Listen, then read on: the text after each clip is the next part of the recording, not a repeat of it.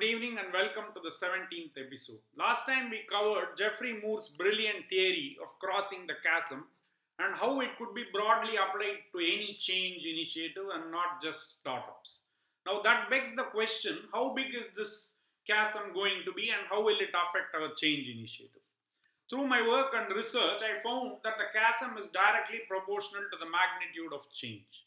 The smaller the change, the smaller the chasm, the bigger the change, the bigger the chasm. So in our change initiative design, we have to account for this chasm and think that through. Last time I mentioned that I was opposed to the Kindle and a change initiative targeting me with a Kindle will be very hard to pull off. Now someone asked me if I were the only key stakeholder, how would somebody run such a change initiative? Now that brings us to an interesting nuance of the traffic light model that Kumaran pointed out.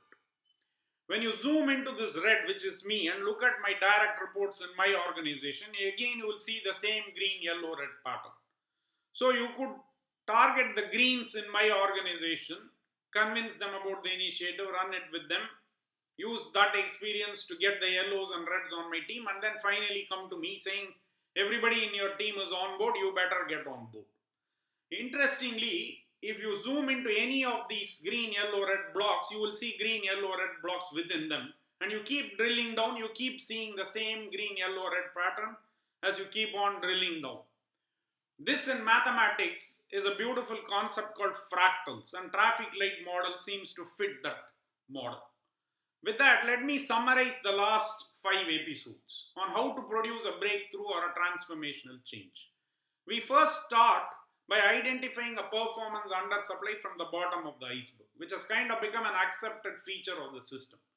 We now envision an extreme pivot that solves that performance undersupply. Then we take the features, boil it down to a critical features, which we call as the minimum viable product or the MVP. And we look for the greens or enthusiasts who are most eager to adopt this MVP. Use that experience, build on it, tweak the system, and then cross the chasm depending on the size of the change, get the yellows on board, and then get the reds on board. This is how transformational change can be produced. Now I was looking to demonstrate this whole traffic light model, and by some chance I landed on Derek Sivers' brilliant video on how to start a movement in 3 minutes. I have crunched this video to fit my timeline, and let's see how this goes here. You can see the first person starting to dance. He's making very simple moves, as you can see. The second one started.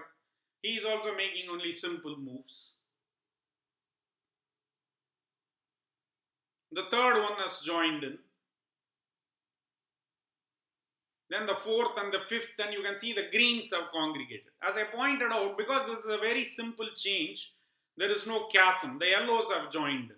Now the people still sitting are the reds, who are also eventually forced to join the movement. This is how in 3 minutes he produces a movement, and it's a great demonstration of the traffic light model. With that, I thank you all for listening to my coverage of Crossing the Chasm by Geoffrey Moore, Part 2.